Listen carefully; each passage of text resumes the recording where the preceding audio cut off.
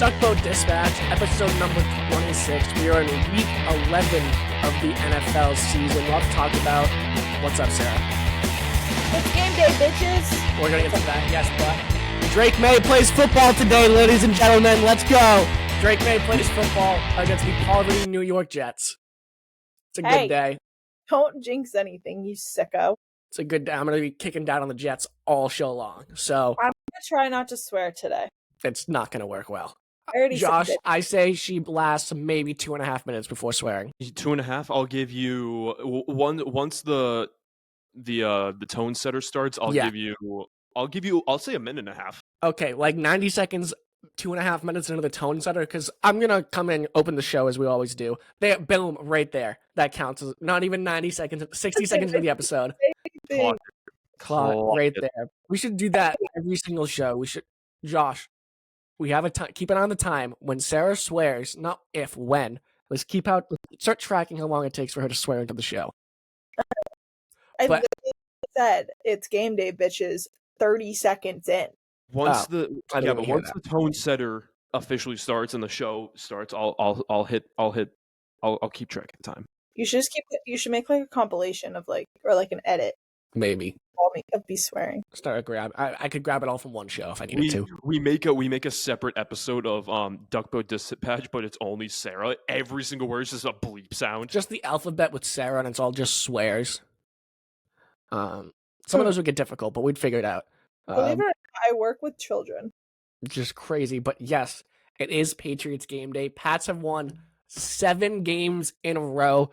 Biggest win of the season last week, in my opinion, which we will get into. Was it more important than the Bills win? We'll talk about that. We'll look at why this team has been so successful, but we're not going to debate why. We're going to kind of talk about who should get the credit. Should it be Elliott Wolf? Should it be Mike Vrabel? We'll go into that route. We're going to talk a little Celtics today at the end of the show as well. The Celtics are below 500. Is it too early to say Jaylen Brown's not the number one guy? And is it too early to say Joe Mazzulla's a fraud? We'll get into that. And the Boston Bruins have completely turned things around. They've won 7 straight as well. Are they good? Are they good now? Are they good? Maybe I think it's just going to be they ride the hot. They're going to be very hot and very cold for the entire season. And Pasta with the big milestone. He scores his 400th career goal in the last win. Hey. So we got a load of show for you today. We'll get to all of that. But before we get to anything else, let's get to the tone setter with Sarah. Football. Yay. That's it? No. Now she's scared to swear. That's what the issue is. She's scared now. Last week's game scared the crap out of me. That was nerve-wracking. Narrowly, we got away. Thank God we did. And then CBS decided to do something that actually made me happy for once, and they put the end of the Texans-Jags game on. Or Texans-Jags game. And I was like, oh, perfect. This is the game I want to watch. I want to see my husband. I want to see the love of my life. I love Trevor. Let's go. Let's do this. And then they blow a 29-point lead. Let's just say, I almost ripped my TV off the wall. I was so pissed. That counts as a swear. Boom. Pissed? Yep. That's not a swear. Ask my mother. 1 minute in. 57 seconds. Not a swear. Would you say it in front of a small child? Yeah, I have. Oh, all right. Lap it. We'll get. I think that's a swear. It's not a swear. All right, keep going. I lost my train of thought. You're talking about the Jaguars game. Yeah. Well, I'm annoyed because the refs called a flag for no reason. And then they were backed up like 15 yards, and that's why they lost. So it's the refs' fault, not Trevor. That's all I have to say. Well, you blow a 29-point lead, and then you also lose Travis Hunter for the entire season. He's out with an injury now. He's done for the season. But how much did Travis Hunter actually do for that team? I can't tell you. I'm not sitting down to watch Jaguars games. Not much. On offense, maybe. Offensively, not much. I wonder if that'll be the end of him playing both ways. I that's think the end of it. That's the big question right now. Yeah, and I think that because you are now in the pros and there's a little bit more on the line, I think that it's not the smartest decision. I think pick one side and stick to it. And I said this in the pre-draft process. I thought you can play both. I don't think you can play both ways the entire game. I just don't think it's possible in the NFL with the speed of play, the intensity, with how long the season is. You can't do it. But if they were to design special packages around him, whether he decides he's going to be a full-time corner, full-time wide receiver, maybe whatever the team needs. If they could design, I mean, I said I thought he was a better corner coming out, so maybe they design a specific, Travis Hunter red zone package, Travis Hunter 2-minute drill package, and use him in using sparingly in those situations, and then he plays corner on the defensive end. But now it seems like he might be a better wide receiver in the NFL than a corner. So then, do you play him only in like a nickel defense or dime, things like that? Yeah. I think based off of what the Jags need right now, we need more help offensively than defensively. Just to like keep winning. So And I think going into the season, people would have gone the other way, but with the way Brian Thomas has just been disappointing this season, I can't seem to disagree. But again, I'm not watching Jaguars games on Sunday. It's not an appointment viewing for me. It's not what I'm sitting down to make sure I watch. But backing up to the Patriots game, again, I'm still waiting for this team to play a full 4 quarters of a football game where it came out, they started slow. Abuka scores on the very first drive. It's kind of been fitting all season long. There's a miscue there with, I believe it was Marcus Jones, but it was a big win. And the few takeaways I have from the game before we get to you guys, and we did debate whether the Bills or the Bucks game was a bigger win, because I think it's the Bucks. I love how gutsy Mike Vrabel is on fourth down. I absolutely love the cojones he coaches with. The amount of faith he has in his offense on fourth down and pooch punt areas in the red zone and big areas. I absolutely love how gutsy he is with his play calling.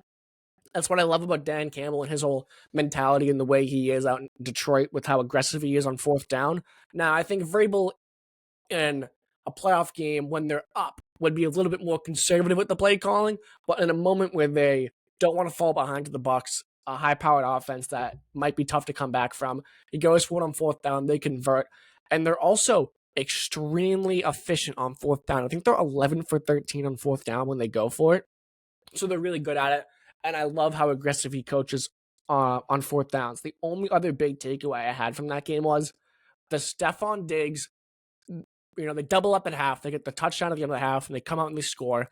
And the touchdown to Diggs, I believe on fourth down, in the red zone, Diggs goes up, he gets it, toe taps in the back left corner of the end zone. That right there is why you go out and you sign marquee wide receiver talent right there. Because you need a guy like that. Because Drake May can make all the throws, is what we've seen so far this season. He can make all the throws. His issues come more with pocket awareness, pocket presence, things like that, getting rid of the ball, getting down. But there's not a throw in the NFL he can't make right now. You need a guy to be able to catch those balls. And Stephon Diggs to track it down, get his hands on it, pull it in, toe tap. That's why you get marquee wide receiver talent. And I'm not saying Stephon Diggs is what he used to be. He's not. He's not in the realm of the Justin Jeffersons, the Puka Nakuas, the A.J. Browns. He's in a different tier. He's still a marquee talent who, at the end of the day, has completely revamped this offense. The way he's led the wide receiver room, he's been a go-to guy for Drake May in big key situations, and he hasn't been a diva, and his leadership off the field has been phenomenal. That is why you sign top-tier wide receiver talent, was my big takeaway, because you have May, you can make all the throws. Now you need a guy who can catch all the balls. I think I like your analysis with what you're going with having Stephon Diggs, but I mean, come on now. I've been waiting for this moment for a while, baby. Something, but I didn't say it. I've been waiting for this moment for so long. You know exactly who I am here to talk about. You know exactly the man behind Drake May that I've been waiting forever to talk about. Let me guess. It's the big defensive guy they bring in on the fourth down plays, Tonga, whatever the hell his name is. Damn straight. I do love that old school football right there. Just get a big ass guy and push right behind him. I love it. I do love that type of football. But we gotta talk about him. Travion Henderson, man. Good Lord. 100+ yards, 2 tutties. And they weren't just like, Pats are at the 1 yard line. Let's just like push Travion Henderson past the line. Like, nah. These were 2 breakaway plays from Travion Henderson sprinting down the field against one of the best run defenses in the NFL, mind you that. And so I think maybe it's just a rookie thing where the rookie starts off slow, because even with Mike Vrabel not giving Henderson a lot of chances, the chances he was getting beforehand didn't really look the greatest. Yeah. But I think now that he had this boost of confidence of the past 2 games of having the starting role with Ramondre Stevenson out, I think it really gave him kind of like that elevation to essentially just let him cook, essentially, and really show what he can be. And I think that was his like shining moment in a dark area, because you don't want to pray for someone getting injured. Like, you never want to root for it. So, I mean, obviously, I hope Ramondre Stevenson's okay. And I'm sure Travion Henderson felt the same way. But then you kind of can't ignore the situation that the Patriots were in. So it kind of just by default, Travion Henderson was going to be the starter. And so I think he kind of went into this game thinking, this is our biggest game of the season. We need to go out there and prove ourselves. I need to go out there and prove myself, not only for my team, but for myself as well, if I want to be a star-studded player on this team in the future, hopefully. And I think he executed that perfectly. And I think now with so Ramondre Stevenson being out tonight again, Toe injury. and you're against a bottom 5 defense, a bottom 5 rush defense in the league, I think Travion Henderson should absolutely annihilate this game. And for all their games but one, they've had Quinion Williams up the middle stuffing the run, so the defense has gotten even worse.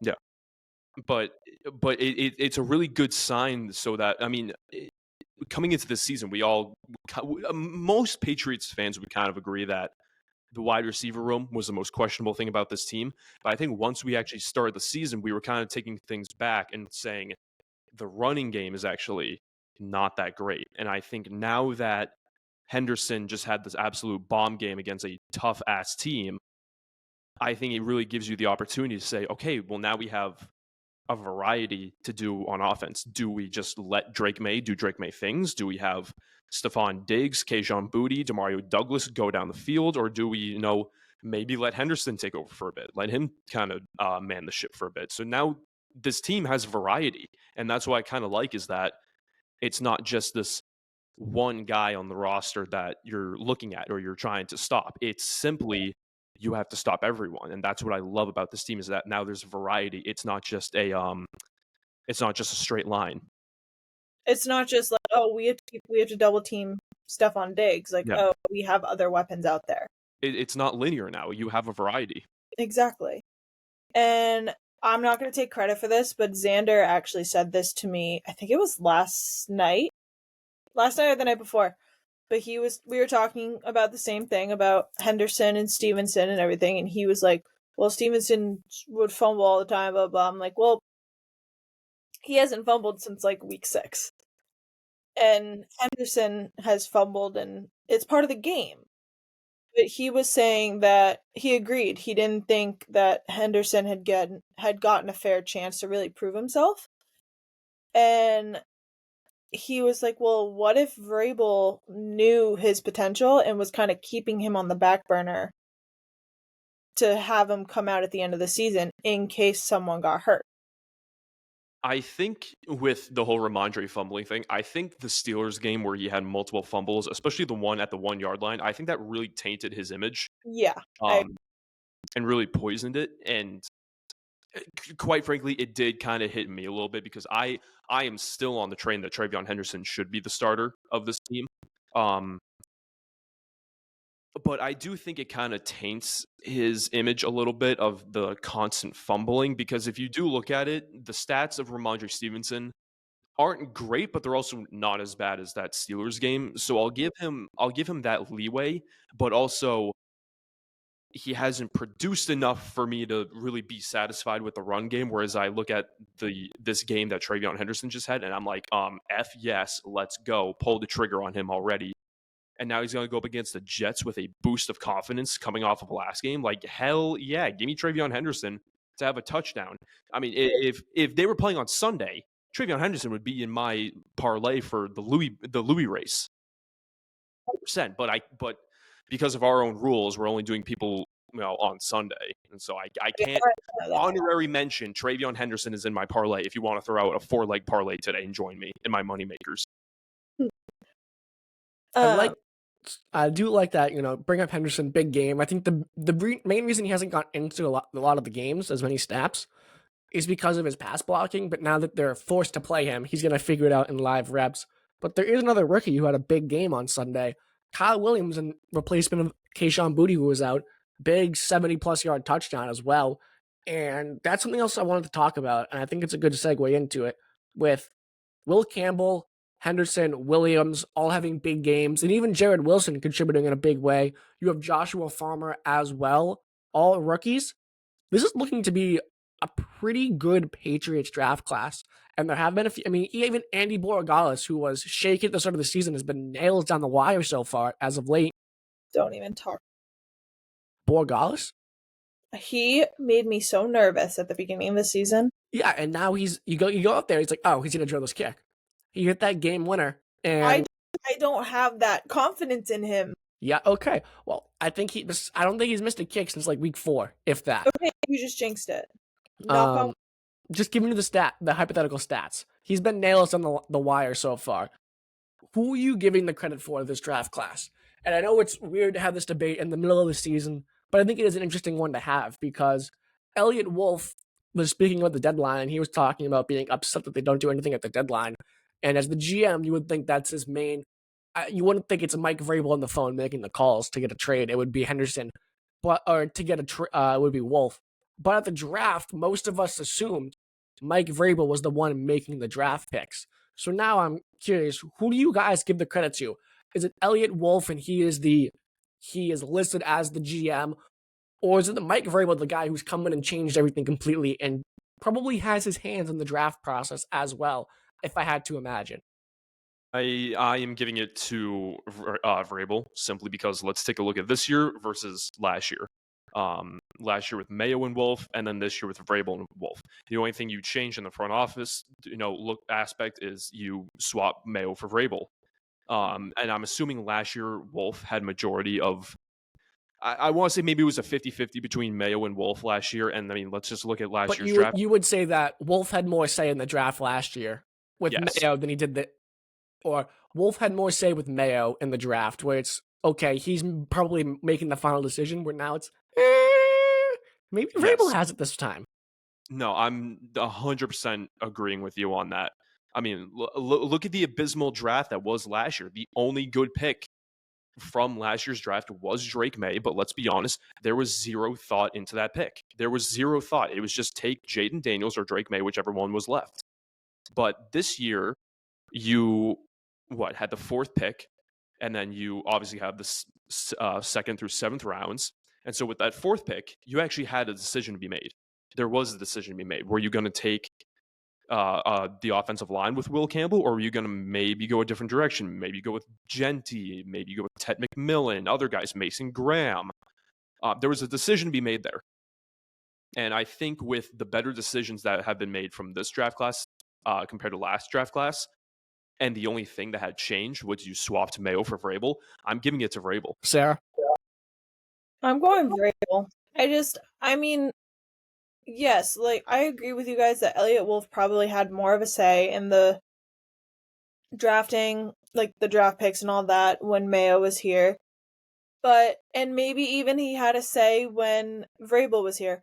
But Elliot Wolf is not the one coaching these guys every day. So even if Travion Henderson was supposed to be this breakout star that was going to do amazing things for this team, which he is. I lost my train of thought. Sorry, I'm going to pick up where I think you're going. It's not as much as a fun debate when we all go Vrabel, but who really gives Elliot Wolf respect when they're as a Patriot fan? Not that I'm sure he's a great guy, but when it comes to, the way he does his job, and GMs in Boston are always historically just picked on. Craig Breslow. The only one that I haven't seen ever picked on is Brad Stevens. But even with how bad this Celtics roster is, he might be getting picked on. Don Sweeney is Josh's favorite guy to throw shots at. Elliot Wolf, we enjoy throwing shots at. Craig Breslow is legitimately called a robot when he's on the air at WEEI. It's hilarious. But with the way that they're getting better each week, And like, yeah, the rookies are a big part of that, but the entire team is getting better each week. But if we're just focusing on the rookies in a vacuum for this conversation, they're developing, and that's something we haven't seen the Patriots do with rookies in a long time. And we looked back, I think, 10 weeks ago before the season started, or maybe it was a few weeks ago when I was talking about, Gonzo, Campbell, May being the big reason the Pats where they're at.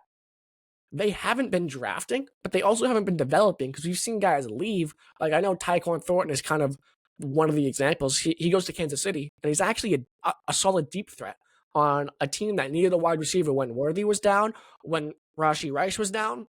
Yeah, the Chiefs are 5-4, I think, but he was still the guy Patrick Mahomes could rely on. Okay, he had 3 receptions, 80 yards and a touchdown one week, and then he'd have 4 receptions, 75 yards and a touchdown the next week. So he was reliable and developed in a way he was never able to develop here in New England when he was here with, I believe he was a holdover from Bill Belichick and then Mayo and then gone. I don't think he was actually here for Mayo last year, but I agree with you, Sarah. When it comes to the credit for these rookies, yeah, Wolf probably had a decision or a say in picking them, but Vrabel has probably had a big say in who they were drafting this year, and he's developed these guys.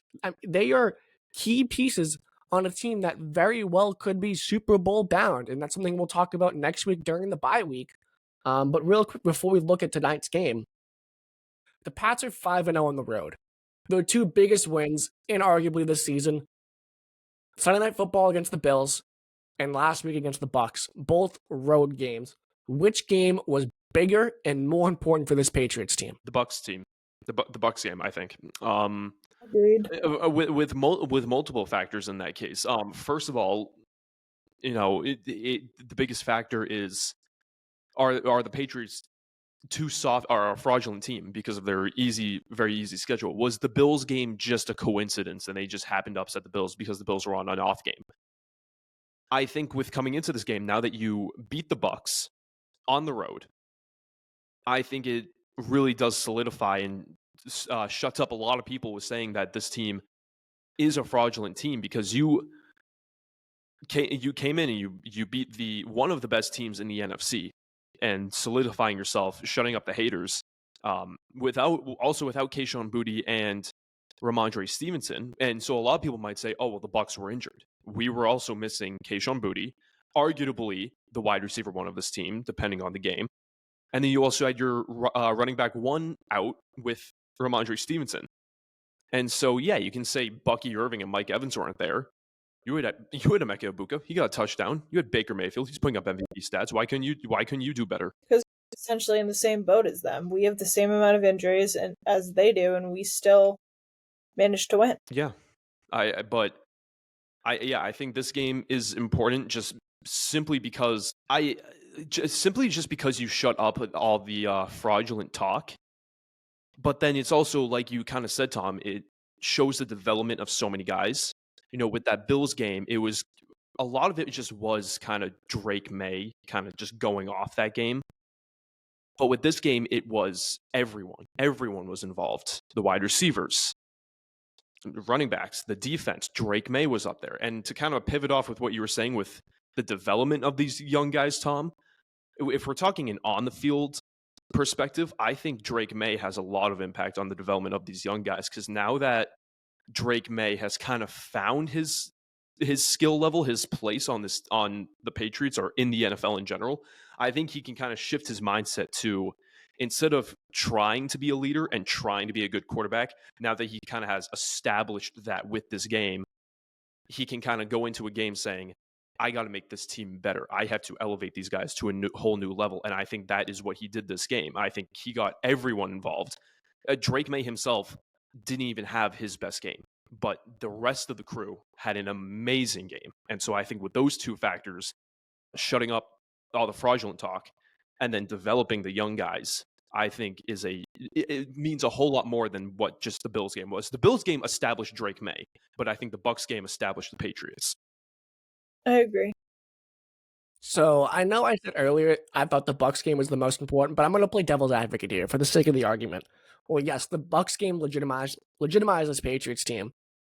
The Bills game, I don't want to say let the team know they could play with the big boys, but with the Buffalo Bills being in the AFC East, they've won the division every single year since Tom Brady has left this team. It reestablished the Pats as a force in the AFC East and the AFC as a whole. That yes, on any given Sunday, any team in the NFL can take down another team in the NFL. We see it all the times where teams that are terrible. I mean, again, the Titans have a win this year. The Jets have won their last 2 games in a row. So it's possible where I was going to mention that they are on a win streak, and that makes me a little nervous. 7's more than 2, Sarah, so don't be too nervous. But we'll get to the Jets we'll get to the Jets game tonight in a minute. But with the way the Pats have been going, it reestablished them as a force in the AFC. It proved to the team and everybody that, okay, we're building something here. We beat the big bad Bills, who have been pretty much their daddy ever since Tom Brady left. They destroyed them in their 1 playoff game since Tom Brady left in a 45-something rout when Mac Jones was still here. And a lot of the wins over the Bills since Tom Brady has left, you have the game where Mac Jones threw the ball maybe 5 times. And then you have the Joe Milton game, where 2 of the wins over the Bills in the last 5 years. And I don't know how many wins they have over the Bills since Tom Brady's left, but those are the 2 most noticeable wins. There's not one where like, ooh, we outplayed the Bills. No, we out-schemed them, or the Bills put all their 4th-string guys out there, and we had Joe Milton throwing the rock around. So I think for that reason alone, the Bills game established them as a team up on the up and up. It gave them all the momentum, it gave them all the confidence, and then they go down to Tampa Bay, and they were able to show the world, yeah, we did it once, we can do it again. And doing it twice is way harder than doing it once. I agree with you. But to play devil's advocate here, the Bills game was a game where we all went into it and saying, okay, if they can be 2-2 going to the Bills game, they'll be 2-3 after. They have the Panthers, Browns, Titans, and the Saints in that next 4 stretch. Then they can be 6-3, and they beat the Bills in a game that I don't know. I couldn't go back and tell you who we picked, but none of us thought it was, let's have a good game, play competitive, don't get blown out, show you can hang, was what I remember saying going to that Bills game. And not only did they show they could hang, they showed that they can win, and that come playoff time, you can go and win a game in Buffalo, which is not a ton of home field advantage left in the NFL, but Buffalo is a tough place to play. It's up there with Arrowhead, New Orleans. It's a tough place to play because the Bills Mafia is rowdy.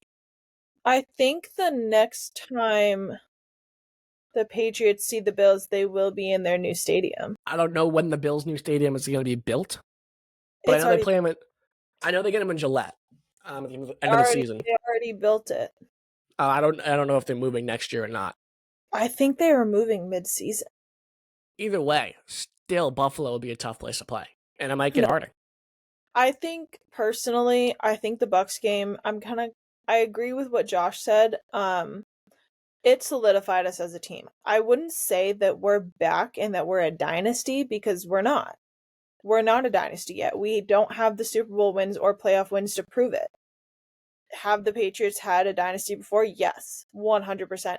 And I think the people that are saying that we're a fraudulent team, we're only on a win streak because we had such an easy schedule. Sarah's sister. Watch yourself. She said this last week.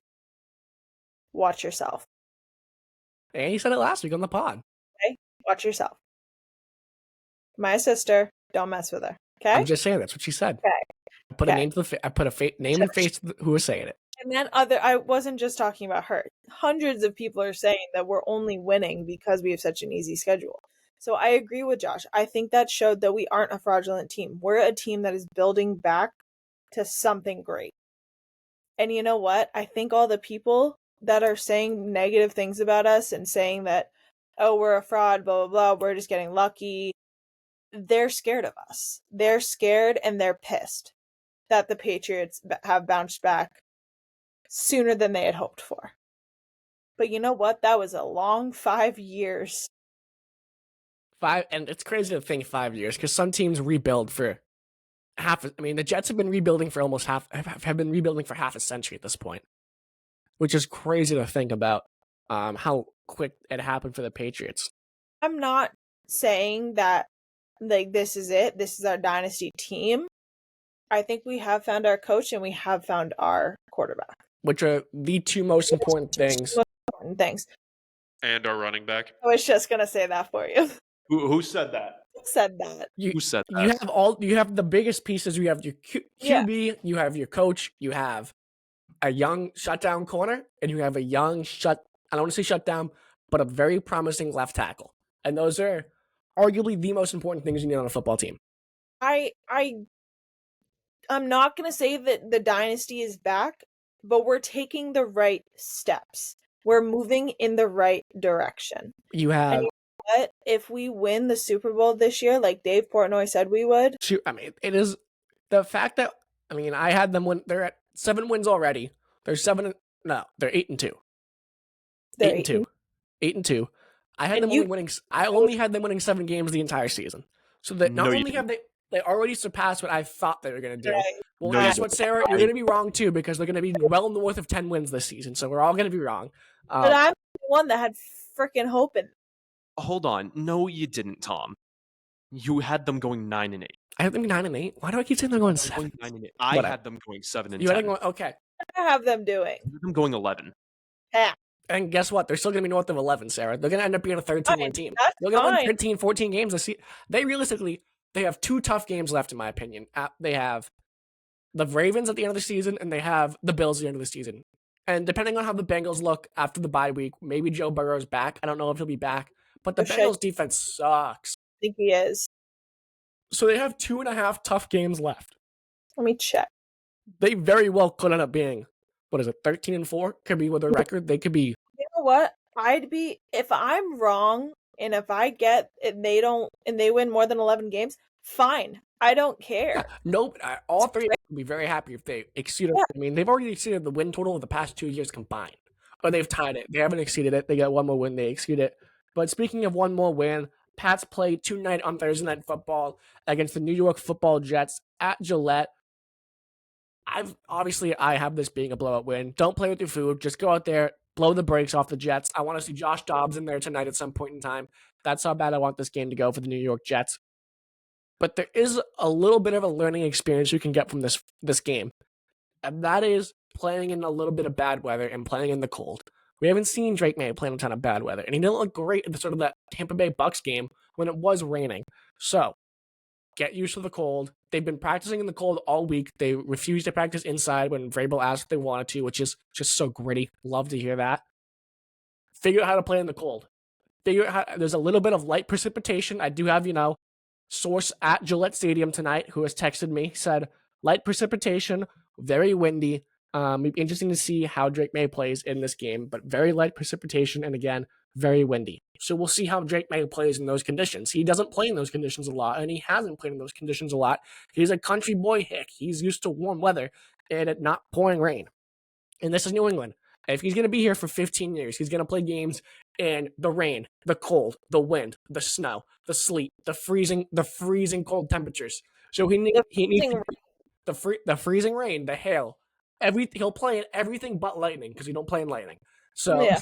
play in all different types of weather conditions. So he needs to get used to that as soon as possible. Because We got 4 seasons.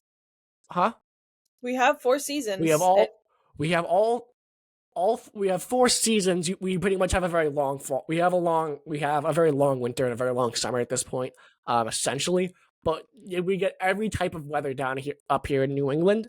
And if he's going to be here for 10 plus years, he's going to need to learn it. But more importantly for this year, and we'll talk about this next week during the bye week, they could very well be the number 1 seed in the AFC, which means the road to the Super Bowl goes through Gillette. And if it goes through Gillette in January, February, Sarah might be there. But you know what that means? Besides Sarah being there, it means the cold. crappy weather Yep. in the cold. Sarah, okay. I don't know if I've ever complained about being cold on this podcast. I doubt it. I'm a very cold person. Not cold-hearted. Watch yourself. I just took a big gasp. All I took was a big deep breath. I run very cold. Consistently cold. So if my ass is going to be in Gillette during a snowstorm, a rainstorm, or just negative 30-degree weather, I will be there to support my team. Yeah, it's going to be it. And tonight's a great night on Thursday Night Football, a short week. Just go out there, handle business, get on the bye week. Stay healthy, get your 10 days off. Wait, we have a bye week next week? Yeah. I thought we were week 14. Week 11. No, I thought 14 as well. I'm pretty sure it's 11. No, it's not. Dude, this is week 11. Or they have a week 12 bye week then. Breaking news: Drake May will not be playing football next week. Sadly, Drake May will not be playing football next week. Hey, dumbass, we're playing Cincinnati next week. No, that's the 23rd. Today's the 13th. So that's 10 days away. So they have a bye next week. No, we don't. The 20. Do they not? Okay, when the hell is their bye? Do we actually not? Are we bad at the schedule? Hi, I've been saying this the whole time. It's week 14. All right, so they have a week 14 bye, so they don't go into the bye, but they have 10 days off in a row, is what I meant to say. It's like it basically is a bye. They have an extra long break because they're on a short week. Okay, that makes sense. I have Trevor Lawrence in. That's our bye. All right. Appreciate your good. All right, whatever. Great job, Sarah. We were wrong. You were right. Let's get to this week's predictions. Josh, you weren't here last week, but I neatly took care of everything on a beautiful spreadsheet I have shared with you that you have refused to use. But what is the updated standings? Okay, I haven't counted it yet because I didn't know you had this. But I'll go based off last week. You're still up by 1. That is based off of 2 weeks ago. I still have to count. And if you are interested in it, let me find it. At the very end, we had the Cardinals versus Cowboys game. Tom, you and I both took the Cowboys, and Sarah took a Louis Vuitton bag. That was the prediction next week. Tom and I took the Cowboys, while you took a Louis Vuitton bag. So does that mean I took the Cardinals? I don't know. You're the one that took the pick. Can you tell us? I took the Louis Vuitton bag? Yep. Sorry, she only had one I don't care last week, and I believe it was at the very end. It was one of the last picks. Yeah. And then I might have reversed it. No, you tried to I don't care the Bears game too, but you actually decided you wanted to pick that game. Why did I?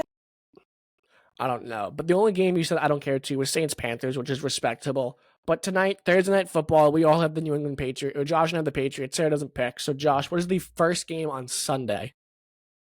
Gotta write it. Hold on. We have the Commanders going to Miami. So that is not the first game on Sunday. We have an international game on Sunday before all of that. Oh. Oh, wait, no, Madrid. Oh, so that is the same game, but it is not in Miami. It is in Madrid. It's in Madrid. My fault. So we're going to Madrid. All right. I'm taking the Dolphins. I was going to say, bro, give me the Dolphins. They beat the Bills. First of all, big win for the Patriots because they beat the Bills, which gives them an extra. They were essentially 2 games ahead of them because they beat them once already. So now they're pretty much 3 games ahead of them, which is nice. Wait, so why are we still ranked number 3? What's the ranking you're looking at? We're the 3rd seed, and the Broncos went up to 2nd. Because why? The Broncos and Colts are also both 8-2. Okay, understood. And I can't remember how the tiebreaker works. I believe it's strength of schedule. It's strength of schedule. And the Pats aren't going to win that. However, we'll get into all the numbers next week. But just so you know, the Colts have to play the Chiefs once, and the Broncos have to play the Chiefs twice, one of which I believe is this week. So that's 2 tough games for the Broncos. We have to play the Bills twice. We play the Bills once left. But looking at the rest of the season, and the rest of the season, the Broncos have to play the Chiefs twice still. Oh, they haven't played them yet. No, and the Colts haven't played them yet. And that's bullshit because we have to play the We have to play the Bills twice, no matter what. Yeah, but the Broncos also do. They're in the division. But we've been the Bills twice too. Huh? I'm confused. So the Broncos are in the same division as the Chiefs. So they play the Chiefs twice regardless throughout the season.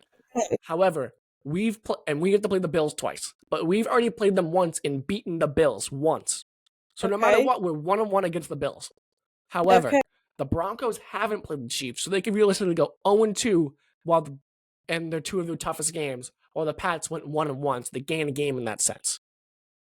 Oh, I understand. Because if you look at the way the schedule looks for the Patriots, it's not difficult. It's Bengals, Giants, Bills, Ravens, Jets, Dolphins. So that's and 3 of those games are against. I think 2 of those games are against teams that are above 500. The Ravens are about to be above 500, so 2 of those games are going to be above teams that are above 500, and the rest are quote unquote. We get the Jets twice, the Giants once, and the Dolphins once. So while we have an easier back half of the second schedule, yes, we are tied with the Broncos, Sarah. The Broncos have a tougher second half of the schedule. Same with the Colts. Nice. is why I'm saying they play the Chiefs twice, because that doesn't matter. The Bills are better than the Broncos, though. I mean, yeah, Bo Nix sucks, but that defense is elite. I meant the Bills are better than the Chiefs. Sorry. Record-wise, I think they're the same, actually. No, I think the Bills have a game over The the games, Chiefs. yeah, they do, because they beat the Chiefs. Sarah, who'd you take for Commanders and Dolphins? Dolphins. Fins. The Packers go to MetLife Stadium to play the Giants. Give me the Giants. Jameis Winston's playing. They just fired their head coach to get the boost from that. I'll take the Packers. Oh, Packers? Oh, I'll take the Packers. I'm taking the Packers. They're going to get their get back after a huge, terrible, disgusting, boring loss on Monday Night Football. Yeah, that was awful. The game sucked. The Texans go to Tennessee. I'm taking the Texans. Texans, Titans suck. I don't care. You got Fair. The game's gonna suck. the Panthers go to Atlanta. Falcons, they've been playing real. I mean, they have some tough games. They have 2 back-to-back tough games the last 2 weeks. Patriots, then Colts. My dog always hurt, so Give me the Panthers. I'm taking the Panthers. my water just squirted me in the eye. Hey, yo. The Chicago Bears, who are ahead of the Green Bay Packers, go to Minnesota. Give me the Vikings. Give me the Vikings. Also want to take the Vikings. Although J.J. McCarthy looked so bad in the last game. But he's got his alter ego, bro. He's got his alter ego. He's so cool. Oh. I hate JJ McCarthy. I know you do. Damn, bro. And his alter ego is called 9. It's not even something cool. It's just his number. My mom didn't get me a red cup from Starbucks.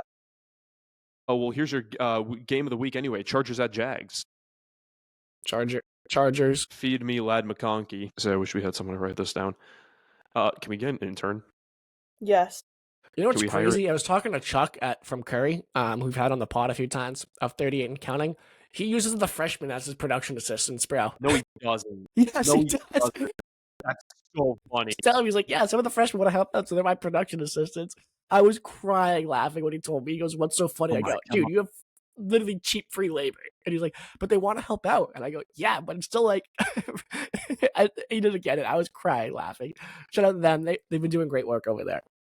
The Bucks go to Buffalo. Good Give game. me the Bills. Bills. I'll take the Bucks. The Bengals. Who the hell is texting me? Isn't it your mom? Yeah. Because she won't get you the red cup. No, I forgot to text her in the morning, and they only have so many. It's not that deep. I just wanted one. Have you gotten the teddy bear cup yet?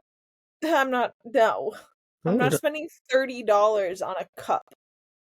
Red cup is free. Tom, we gotta go find that cardboard cutout.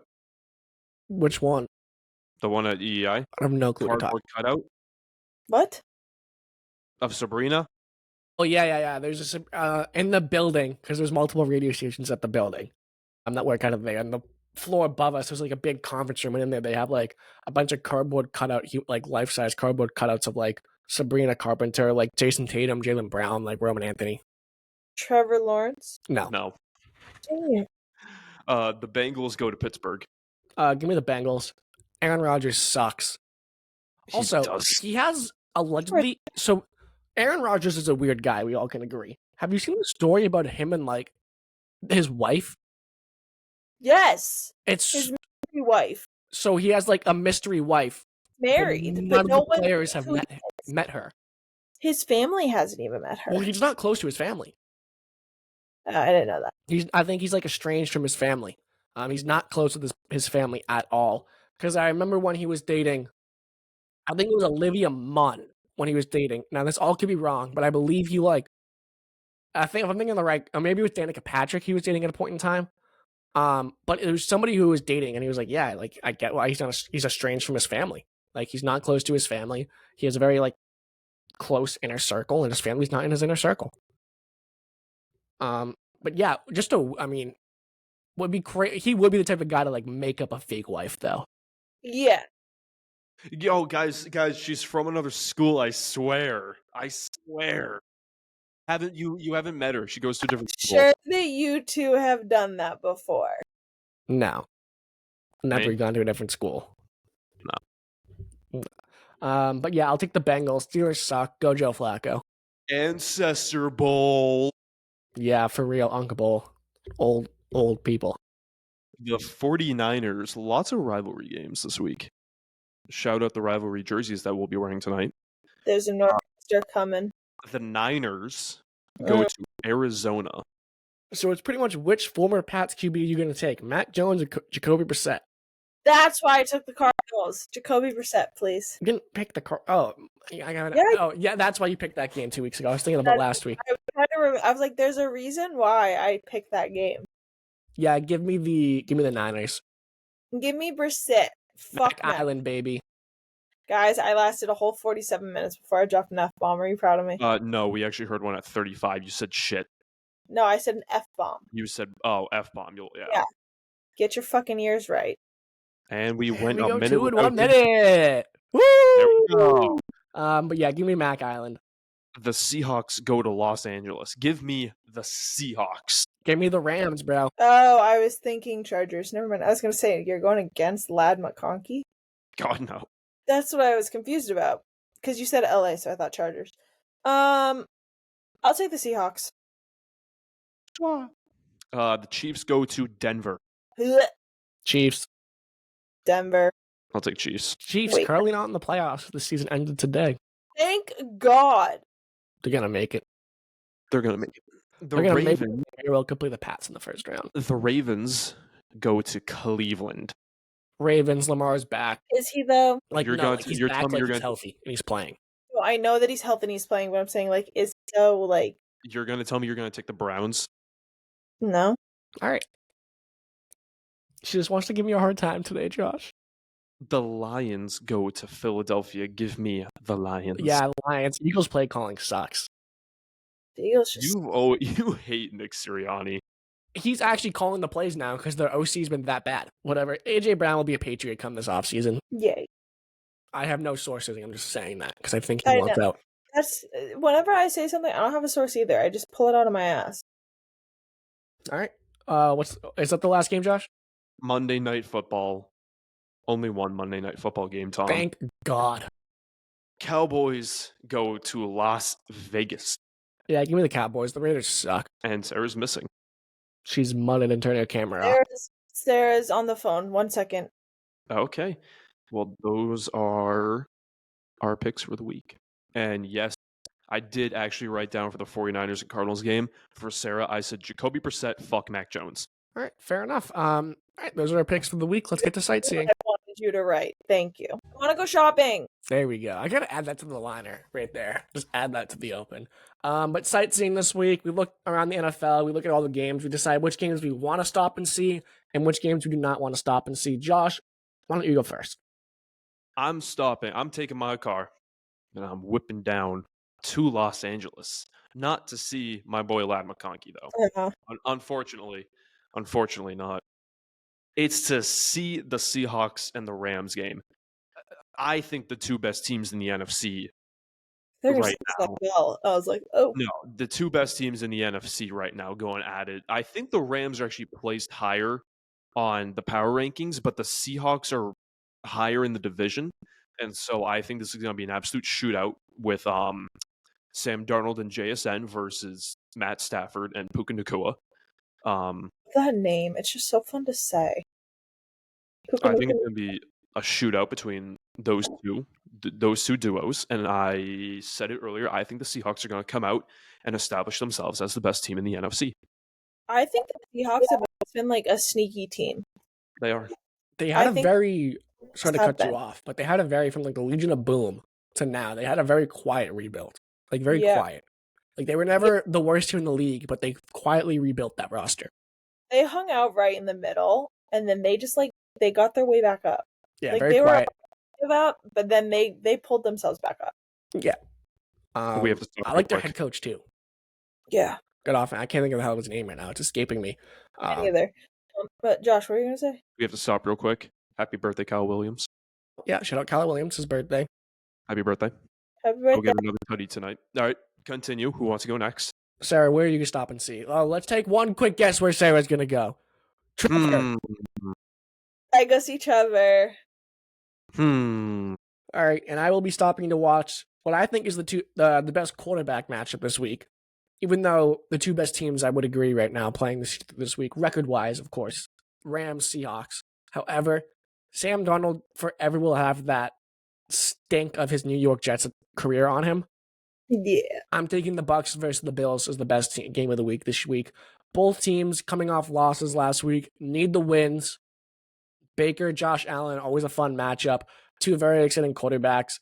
And I think it's the best QB matchup, and that typically leads to a good game. Damn straight. And then we'll go reverse snake order here. The game I will not be stopping to see is the Packers-Giants game. The Giants just fired their head coach. Jackson Dart, Cam Scatterboo, Malik Neighbors are all injured. Their three most exciting players are all not playing this week. So it's going to be Jameis Winston, Tyrone Tracy, and Wan'Dale Robinson, who I'm actually a fan of. I like him, but still not, Dart, Scatterboo, Neighbors. And with Dable gone, typically you see a boost from like the week after head coach is fired. You'll see the team's best. And with the way the Packers play, they so confusing. They play up and down a comp like it's nobody's business. So I think they play down to the Giants level, and we have a very ugly football game. Understandable. Makes sense. And let's guess where Sarah's not stopping to see any game that's not New England or Trevor. Yeah, exactly. I poke around. I mean, Xander is big on he will sit on the couch and watch football all day. I personally, I do need a little break, so I usually skip out on the 4:00 games and then I'll throw on the prime time football. Yeah.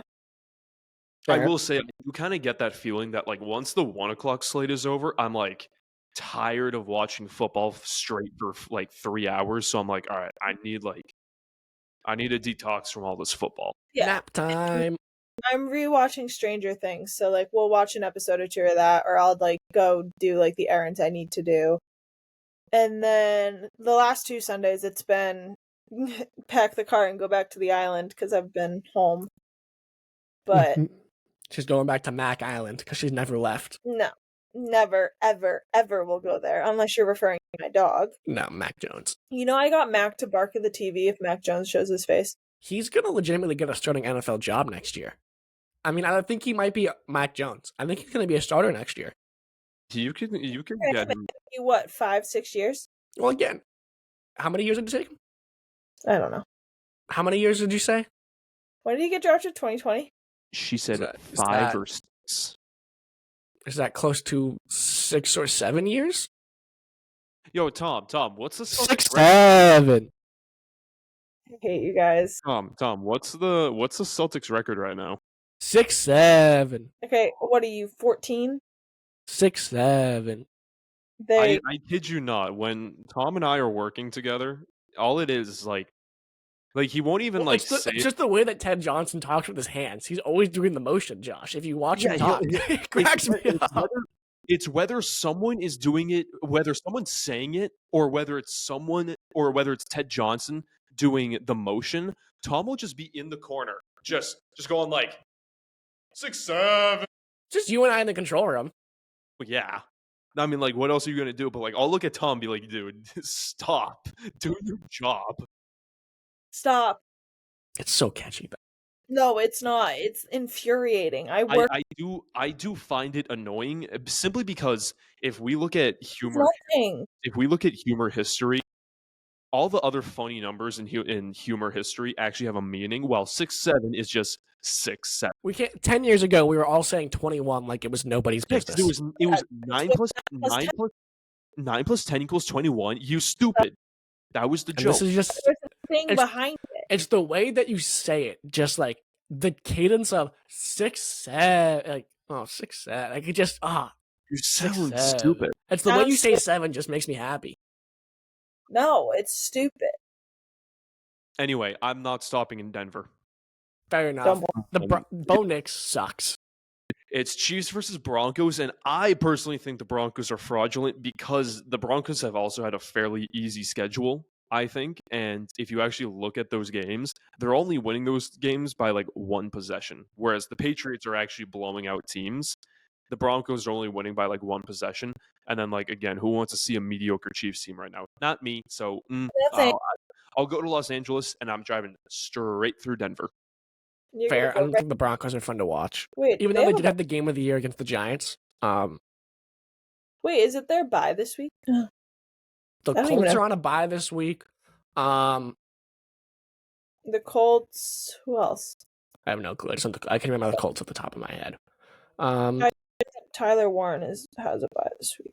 But that's going to do it for sightseeing. We do it every single week. We also predict every single NFL game every single week. Before we get to some Celtics talk, let's do that at the end. So if Sarah wants to, she can leave because she doesn't care about the Celtics. Let's just be honest. Ounce of me does. All right. It's going to be really fun when the NFL offseason comes around, Sarah, and we have to. And Sarah's just going to sit there the whole show and just look at us while we talk ball. That exact face right there. Where's Trevor? Why isn't Trevor playing basketball? I miss Trevor. Trevor could play basketball. Oh, The Trevor for 3. Anyways, let's get We need to find Sarah's Trevor Lawrence of the NBA. Like, who Kelly would that Olynyk, be? bro. I already told her this. It's Kelly Olynyk. Who is that picture of him? I think we've done this bit before. We look it up and you go gross. Who's How Tom? do you spell Who's that name? Olynk. Tom? Who's a young guy in the league? Celtics legend. Game 6. Was it Game 6? No, Game 7. Washington Wizards 2016 legend right there. Game 6. It was Game 6. I don't like him. Game 6. I don't even know if he's in the league anymore. See, that's the thing about me, though, is that I don't just like Trevor because he has long hair. Tom, because he has a massive nose. Is that why? He has a schnoz on him. He's got a large natural canopy. You can't say he doesn't. He's got a big nose.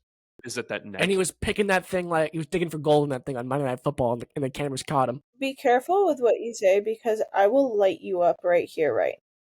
My mom said that, not me. I'm just passing the message along. She was like, "Why was he picking his nose?" Is it the big hair, the big nose, or the big neck? He does have a long. I mean, I can't say it. I have a massive neck too. Yeah, but he's got like a thick neck. What are you looking for? So, I thought my mom was calling for me. But anyways, let's get to Josh's Madden game. We'll find Sarah an NBA player she loves. We'll find one. We have to find a young guy who still needs to prove himself. We'll think about it. We'll get back to Sarah. Let's get to Josh's Madden game, and let's start racing for a Louis because Sarah wants a Louis. Yeah, Sarah, I do really badly. Here is, and we were down $30, by the way, on the Louis bag because we all lost last week. So I would say we could only go up, but we could still lose another $30 this week. Shit. Here is your Madden team of the week. Wait, I can't see. There you go. Now you can. I'll send in the group chat too. I forgot to take a photo of it.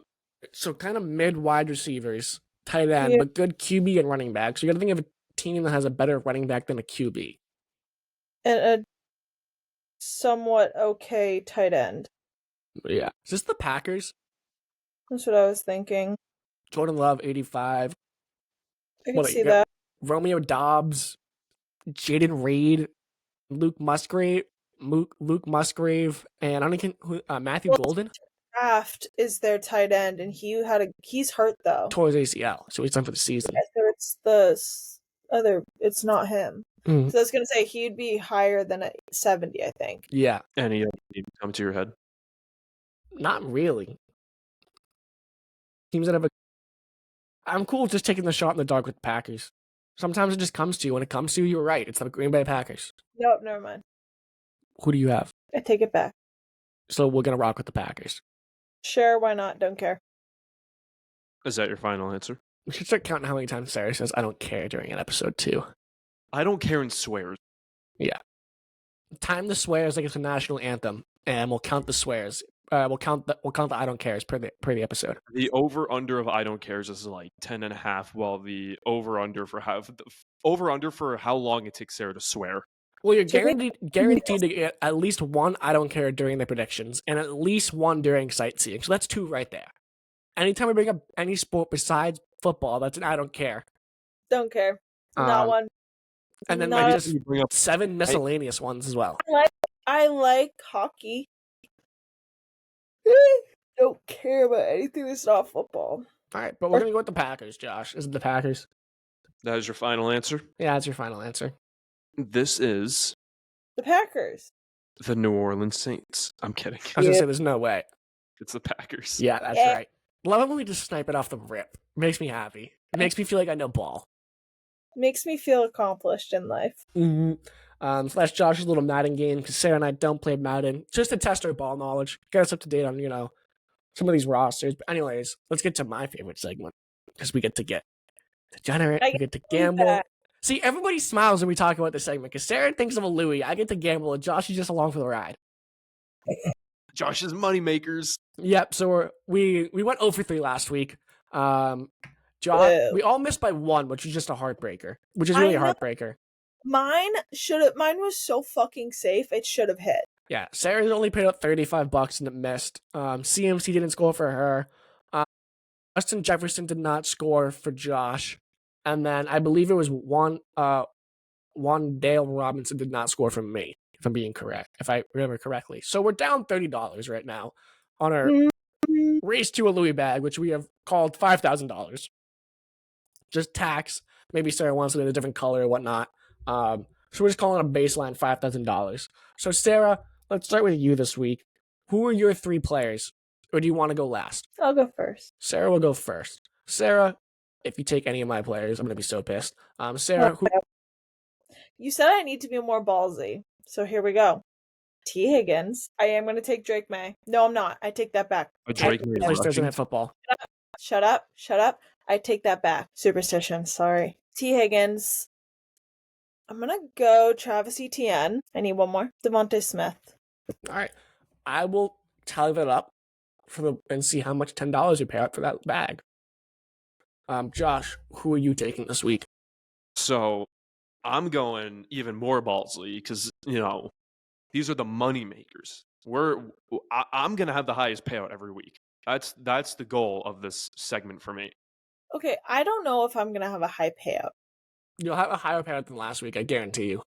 Yeah. You'll have a higher one than last week, but you're not going to have one higher than me. So the first one, these are Josh's money makers right here. Okay. The first one will be kind of like almost kind of a safe pick. The most realistic pick that I got. That being my dog, Lad McConkey. Playing against the Jags, no Travis Hunter in that secondary, I think. And the second half of the season has been very good to Lad McConkey. You were seeing his production rate go up with targets, receptions. I think that he will secure a touchdown this week. My second guy, and these two are like the wild cards. My first wild card is Luke Musgrave. He didn't get a touchdown last game. Tucker Kraft is hurt. He's in for him. There's no clear-cut wide receiver 1 on the Packers, really, in my opinion. Sure, you can say Romeo Doubs right now, but Jordan Love will throw to anyone. And if I'm going to take my chances, give me the tight end because he always went to Tucker Kraft. And so if you went to Tucker Kraft, he has to go to Luke Musgrave. And then my third guy is my dog because he's playing against the Titans. And you know that the Titans suck and that they're going to let Woody Marks get in the end zone for a touchdown. $10 pays out almost $200. It's $199. Give me Woody Marks, Lad McConkey, and Luke Musgrave. All right, so that's Josh's 3 picks for the week. So just because I did the odds, Sarah's $10 would pay out $109 this week, which is a big step up from her $35 parlay last week. You would have made more money if you just put JT to score 3 touchdowns, which is the crazy thing. No. If you picked Jonathan Taylor, who honestly, you said JT and it thought of Justin Timberlake for a second. I was like, wait, what? I don't know how that's where your mind. I have who called? Well, JT, Justin. I don't know. I don't. It's been a long day. All right. So my 3 that I'm going to take the best wide receiver in football right now, which you can get at plus money. You can get him at plus 135 depending on the book. I'm taking JSN.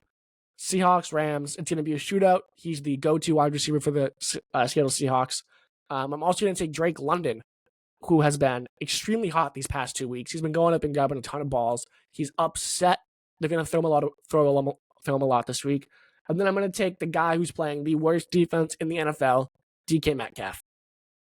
So all 3 of those right there, $10 would pay out $109.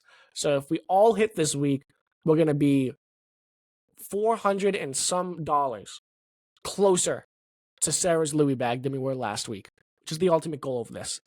We might have to retool it when the football season comes over. Made a little NBA theme. Maybe we'll do a first basket in the NBA score. We'll pick a first basket score in the NBA. Madness. We'll do a little bit of March Madness. Well, I've won March Madness 2 years in a row. CFB.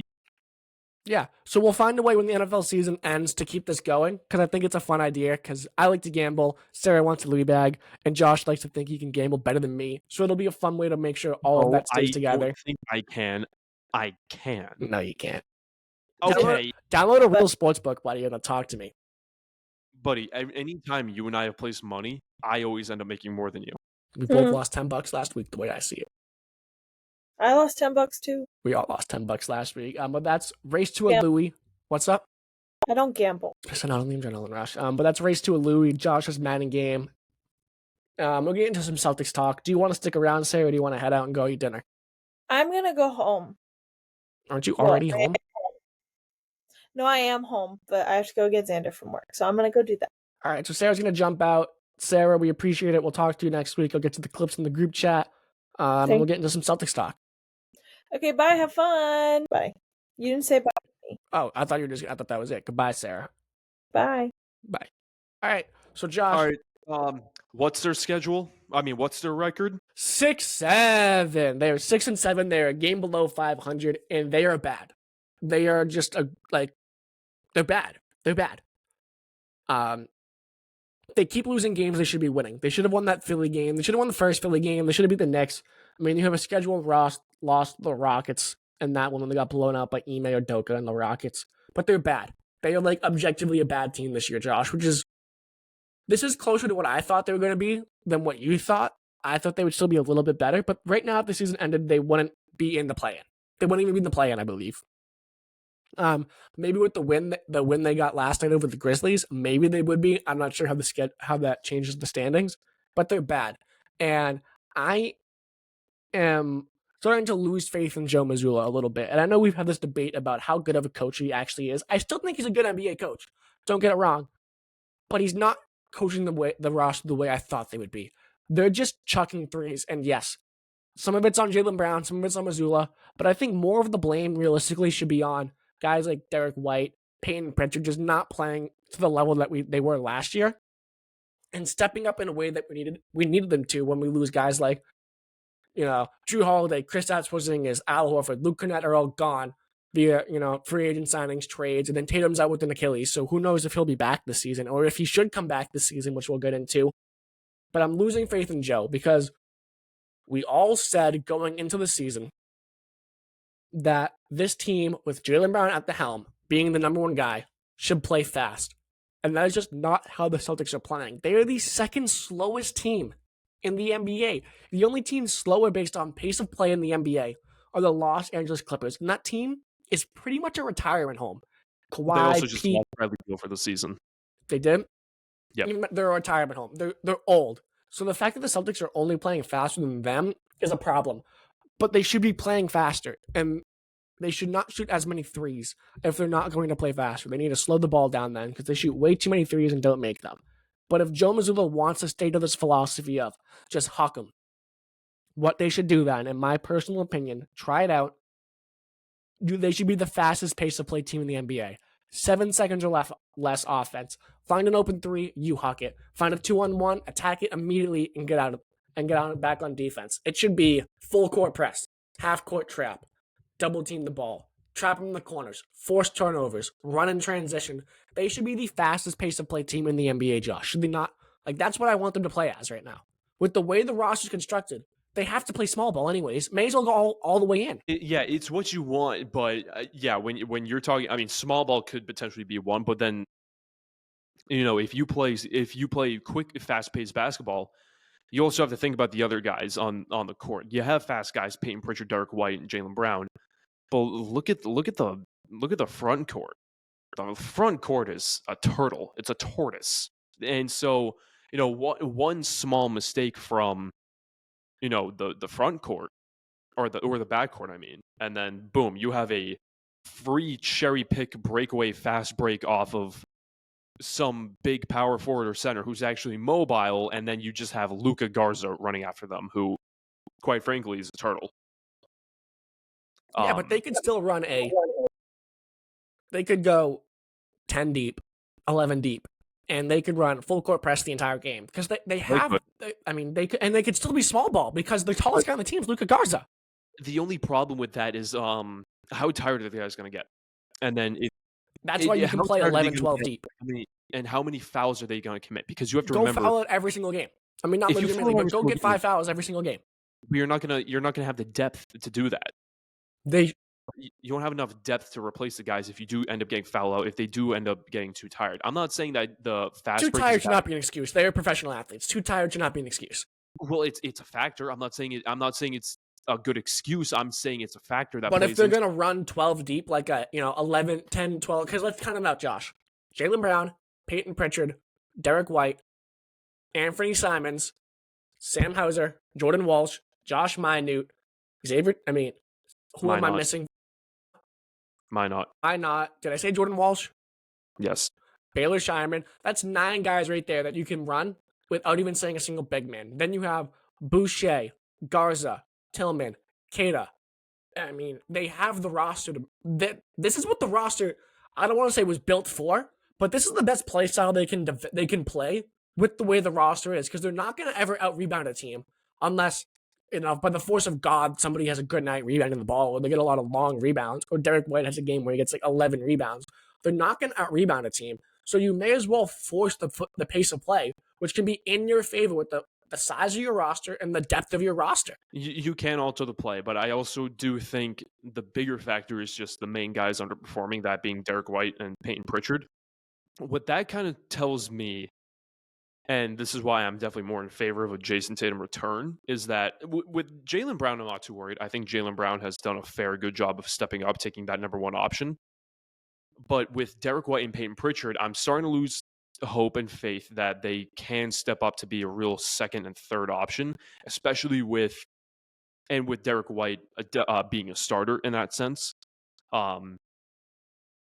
With Derek White, he was kind of known as, the potential third option who could score on some nights, can really step up off the ball. But with this now, with Jason Tatum out, he's kind of forced to take more of a ball handler approach, bringing up the ball, creating the play, which when I think of Derek White, especially the 2024 championship, that to me didn't really describe Derek White. Derek White is much more of an off-ball player. But now that he's going to have to take this bigger role, I don't know if he's able to fill that, because he has already filled his role in being that off-ball player. And Peyton Pritchard, we all had high hopes for him of potentially being a starter, being the former 6th man of the year. But now with him having the worst shooting he's ever had, I'm starting to lose faith that he might not be able to handle the role of being a starter or being a third option or trying to fight to be that second option. And so I think you need Tatum to take the load off of these two so that Derek White can go back to Derek White things, and Peyton Pritchard can maybe take some pressure off himself of trying to be a starter, trying to establish himself. I also think a smart move might to be put Peyton Pritchard back on the bench, maybe throw Simons in the starting lineup. Simons should be starting over him 100%. Yeah, with how things are going right now, I wouldn't blame Mazzulla for a second if he started Simons over Peyton Pritchard. And Jordan Walsh should be getting more minutes as well. He was brought in to be the Grant Williams replacement, and Grant Williams was brought in to be the Al Horford replacement. And none of them have ever developed to what they were brought in to be, which happens when you draft players. But when it comes to Jaylen Brown, and I know it's not all on him. He doesn't have the roster is not even close to what it was last year. But he has not been good enough either, Josh. I mean, White, Pritchard, Brown not playing well enough, hands down. Is he? I don't think he can be the number 1 guy on it. I just don't. And with the way they're not going to be competing for a championship, even if Tatum comes back this year. So I don't. I mean, I was saying bring Tatum back as early as possible. I'm now in the camp of just let him stay out the entire season, because they're not gonna. Maybe you get a 14, 15 pick, and you can't even tank because the bottom of the league is so bad this year with the Nets, Wizards, Pacers, Pelicans, and somebody else, the Hornets. It's so bad you can't even tank for hopefully a number 1 overall pick where you can get AJ DeBance, who I am in love with coming out of college. And so the thing about tanking in the NBA, sorry to cut you off. The thing about tanking in the NBA is obviously the lottery. The first 14 picks are all lottery based. Yeah. I mean, hell, let's look at last year's lottery. The Mavericks got the first overall pick. And you can't tell me that wasn't rigged. There's a whole conspiracy on it. You know I'm It a huge could. conspiracy guy. I don't think so. There's so many moving parts. We've been over this. There's so many moving parts. Yeah, but now Nico Harrison's gone. The fix was in. Yeah, you're telling me Nico Harrison was new? Like you're telling me he accepted a plan of trade Luka Doncic. You can have Cooper Flag, but then you'll also lose your job. Well, Cooper Flag hasn't been what I mean, it's still very early, but he's starting slower than I thought he would. Like I'm not convinced it's rigged. But then you look at the prior number 1 overall picks. It's like, okay, the Spurs had a second over. Taking in the NBA has been seriously deterred because of the way the new lottery system works. Yeah, you can be a play-in team and then still walk out with a top 3 pick, a fifth. Maybe that's what the Celtics get this year. It would be a dream come true. Hell, if we end up being the 14th team in the lottery, lowest odds, and we somehow walk out with a top 5 pick, top 3 pick, I mean, yeah, I'll be jumping for joy. But then at the same time, I'm not going to, like, at the end of the season, I'm probably going to be like, well, damn shit, we're the bottom of the barrel team in the lottery. We need Tatum back, but then at the same time, we also have to go make a move for some big men. Yeah, and I was thinking about this throughout the week. They need to find a big man because I've said in previous episodes, and I said it a ton, the league is going to run through Wemby soon. It is only a matter of time. If he stays healthy, the Spurs have a competent roster around him. I think the Spurs are number 1 in the West right now, Josh, if I'm not mistaken. If you want to fact check me on that. But the league is going to run through Wemby very soon, and that means you're going to... Huh? No, the Thunder are. The Thunder are? So what are the Spurs, 2? No, the Spurs are 3. 3? Okay, so they're top 3 in the West. The league's going to run through Wemby soon. And that means you need a big who can stop him, or slow him down to match up against him. So you have to find a big somewhere in the NBA to match up against Victor Wembanyama, and the rest of your roster has to beat the other players on the Spurs roster when you match them up, in a sense. So they have to find a big, is what I'm coming to, because they have to eventually, because it's the same way that the Celtics built their roster, their championship roster, to beat the Denver Nuggets, because they were the most recent NBA team, and they had to find somebody to match Jokic. They're going at Kristaps Porzingis. They're back in the same situation where they're going to have to beat the Spurs at some point in the NBA Finals. They're going to have to take down Victor Wembanyama, is the way I'm looking at it when they want to win a Banner 19. That's how I'm looking at it. So they have to find somebody to match against him. I completely agree with you in what they need to do. But I wouldn't even say that Wemby is just the only excuse for finding a big man. You need to find a big man in general. Because if you're telling me, okay, so the starting lineup, let's put Tatum back in the image. Your starting lineup at the moment is White, Pritchard, Brown, Tatum, Keita. I don't trust Kate with all the other teams. No, forget about Wemby for now. Let's take a look at all the other teams in the entire NBA. I do not trust Keita to go up against an Evan Mobley or Jared Allen or a Karl Anthony Towns or a Joel Embiid or a Giannis. I actually take Keita over Embiid because Embiid sucks. Embiid does suck, but we can get into another day. But Apollo Banchero even. I don't trust Keita to stop those guys down low and rim protect and rebound over them. And then, hell, by chance you get to the NBA Finals, Chet Holmgren, Jokic, Wemby, Rudy Gobert. Like, there's so many. Like, you can say Wemby, which is an extremely valid excuse or extremely valid reason to go get a big man. I just think in general, the Celtics need a big man. And I'm so upset Walker Kessler is out for the season. But maybe that's something to look towards, that Walker Kessler's now out for the season. Maybe it's something you can use as leverage against the Utah Jazz to go out and trade for a guy like that. Because if he's out for the season, the Jazz have been wanting to trade that kid for forever. And so I think you might be able to use as a leverage as he's out for the season. You have no use for him. Let's take him and we'll hold on to him for next season so that when we come back next season all healthy with Tatum, we can have a starting lineup of White, Pritchard, Brown, Tatum, Kessler. Would you, if we're talking about players they would trade for a big, if the Mavs blow it up, would you go get Anthony Davis? I still would get AD. He's only 32. For what price? What's the price? That's the $1 million question is what's the price for AD? I honestly thought, because if we're asking for the asking price of AD, you're thinking of getting rid of potentially White, Pritchard, maybe even Brown. Well, I was thinking would they take Simons and a pick for Davis? Potentially, but I honestly think you were going to go down the route of, which I honestly kind of like more. I thought you were going to go the route of Derek Lively, which I honestly kind of like more. He's cheaper younger. price, He does fit the timeline.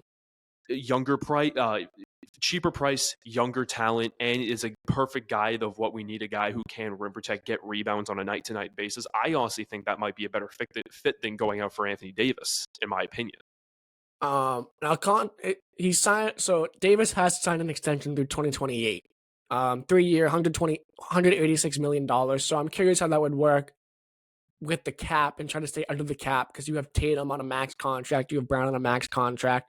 So I'm curious how that would work, but I'm sure Brad Stevens can make it work and can stay under the second apron.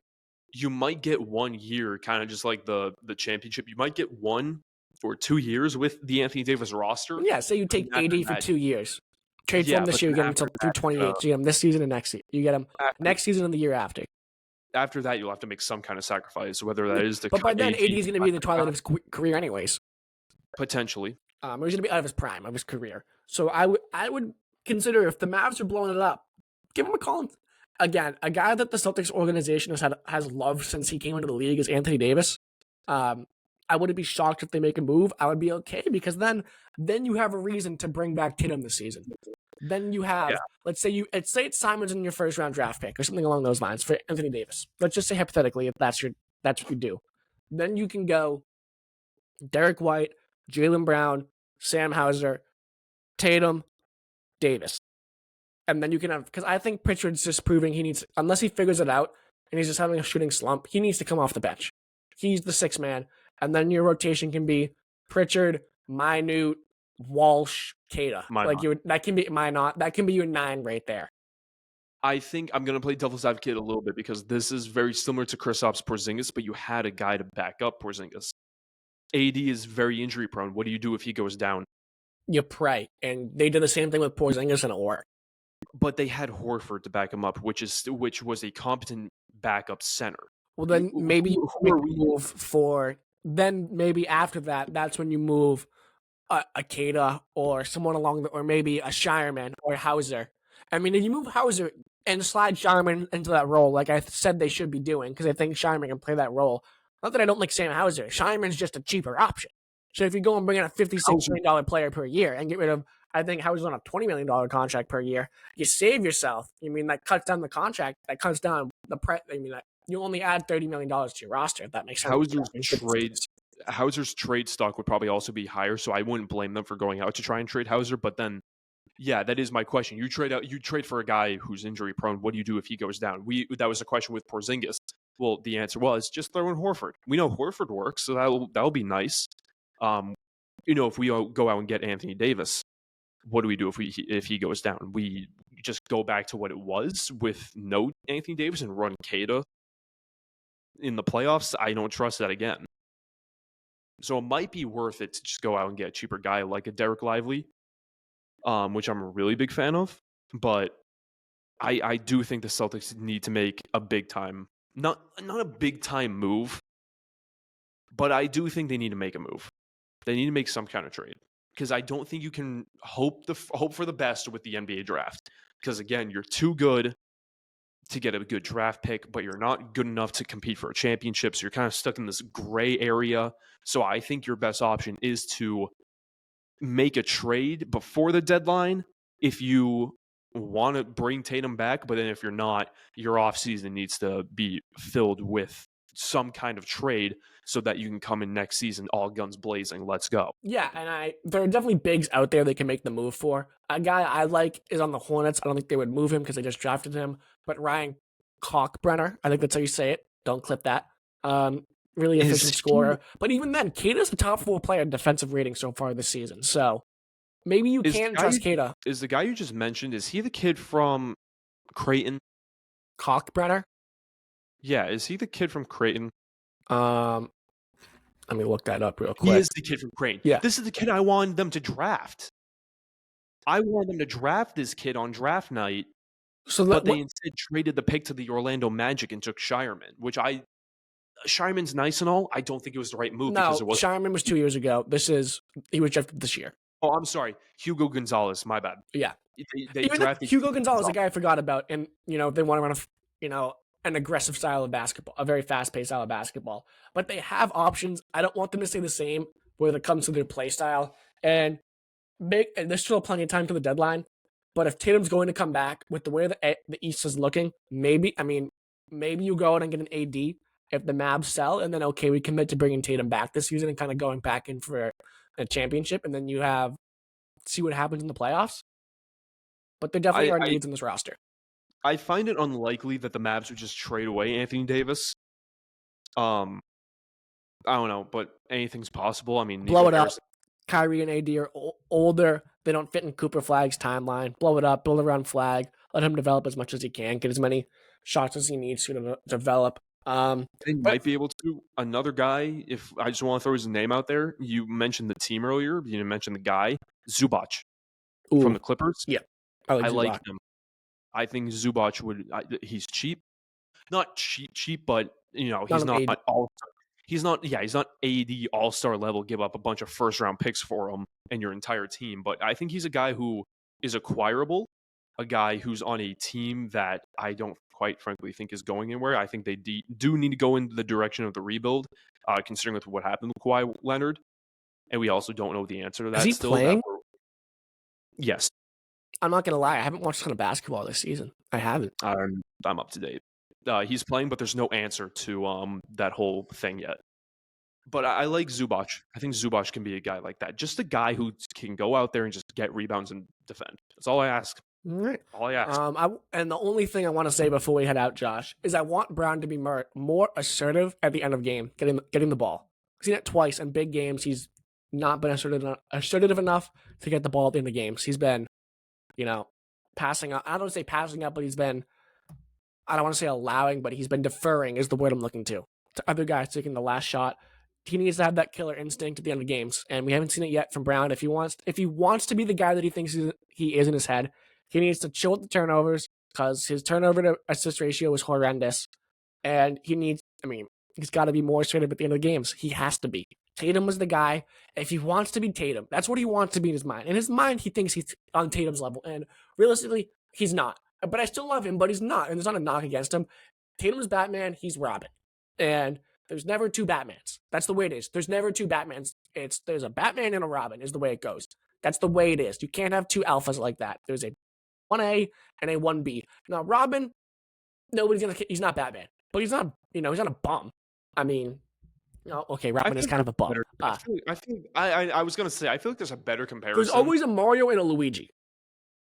Yeah. There's a Mario and a Luigi. And some people swear by Luigi. Like Nate, my twin brother, he swears by Luigi. But Mario is the guy, okay? I'm a Luigi swear. It's the Super Mario Brothers. It's not the Super Luigi Brothers, okay? It's Mario's brother. It's the Mario Brothers, okay?